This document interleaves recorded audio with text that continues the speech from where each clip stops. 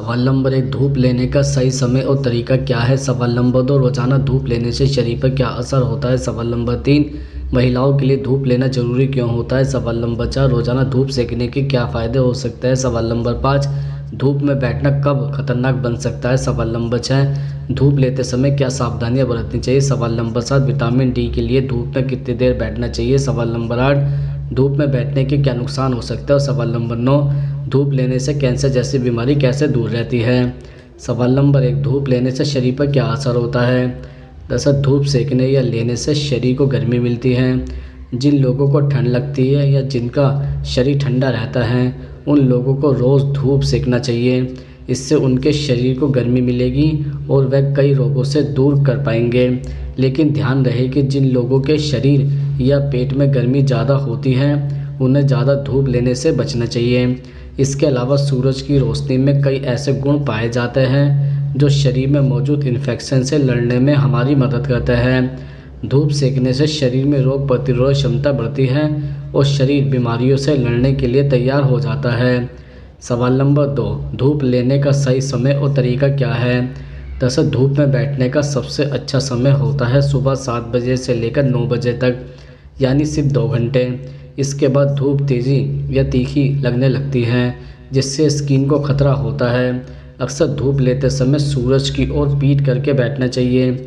आप कुछ देर अपने हाथ पैर और पेट को भी धूप में रख सकते हैं। गुनगुनी धूप में किसी प्रकार का नुकसान नहीं होता है। अधिक तेज किरण होने पर कैंसर का खतरा भी रहता है। त्वचा का रंग अधिक डार्क नहीं होने पर आपको 15 मिनट बैठना चाहिए। वहीं अगर ज़्यादा त्वचा का रंग डार्क है तो कम से कम 1 घंटे बैठना चाहिए। सवाल नंबर 3, महिलाओं के लिए धूप लेना जरूरी क्यों होता है। दरअसल ज़्यादातर महिला 40 साल के बाद विटामिन डी के सप्लीमेंट लेना शुरू कर देती है। उनके शरीर में विटामिन डी की कमी हो जाती है और वह जोड़ों में दर्द की शिकायत करती है। इसलिए शरीर में विटामिन डी की पूर्ति होना बहुत ज़रूरी है। इसके लिए आप नियमित रूप से धूप लें और अपनी हड्डियों को मजबूत बनाएं। सवाल नंबर 4, विटामिन डी के लिए धूप में कितनी देर बैठना चाहिए। दरअसल रोज़ाना कम से कम 15 से 20 मिनट धूप में बैठना आवश्यक है। हर मौसम में सूर्य का प्रकाश अलग अलग तीव्रता के लिए होता है। गर्मियों में सुबह की धूप लेना फ़ायदेमंद होता है, वहीं सर्दियों में दोपहर में भी देर तक धूप का मज़ा लिया जा सकता है। सूर्य के प्रकाश के अलावा विटामिन डी बहुत से खाद्य पदार्थों में भी पाया जाता है। इसके अलावा आपकी जानकारी के लिए बता दें कि विटामिन डी को आमतौर पर धूप से मिलने वाले विटामिन के रूप में जाना जाता है, क्योंकि ये हमारे शरीर में तब बनता है जब त्वचा पर सूरज की किरणें पड़ती हैं। यह शरीर को कैल्शियम और फास्फेट पचाने में मदद करता है, जो हड्डियों, दांतों और मांसपेशियों को मजबूत और स्वस्थ रखते हैं। सवाल नंबर 5, रोज़ाना धूप सेकने के क्या फ़ायदे हो सकते हैं। दरअसल धूप सेकने से शरीर में मेलाटोनिन नामक हार्मोन बनता है जो डिप्रेशन और नींद न आने की समस्या को दूर करता है। सही समय पर धूप लेने से त्वचा को भी फ़ायदा होता है। इससे त्वचा संबंधी रोग दूर होते हैं। इससे ब्लड सर्कुलेशन बढ़ता है और खून साफ होता है, जिससे फंगस प्रॉब्लम, सोराइसिस जैसे त्वचा विकार ठीक होते हैं। रोज़ सही समय पर धूप सेकने से पाचन क्रिया में भी सुधार होता है। इससे पेट से जुड़े सारे रोग दूर होते हैं और पाचन तंत्र मजबूत बनता है। धूप सेकने से शरीर का ब्लड सर्कुलेशन सही रहता है, जिससे शरीर को ऊर्जा मिलती है और शरीर एनर्जेटिक रहता है। सवाल नंबर 6, धूप में बैठना कब खतरनाक बन सकता है। दरअसल लंबे समय तक धूप में बैठने से त्वचा रोग होने की संभावना ज़्यादा होती है। इसमें आपको स्किन एलर्जी, दाग धब्बे, लालिमा और पिगमेंटेशन की समस्या हो सकती है। ज़्यादा धूप लेने से बॉडी डिहाइड्रेट की शिकार भी हो सकती है। इससे आँखों की परेशानी भी बढ़ जाती है। लंबे समय तक धूप लेने और दिन की धूप लेने से शरीर में खुजली की समस्या भी हो सकती है।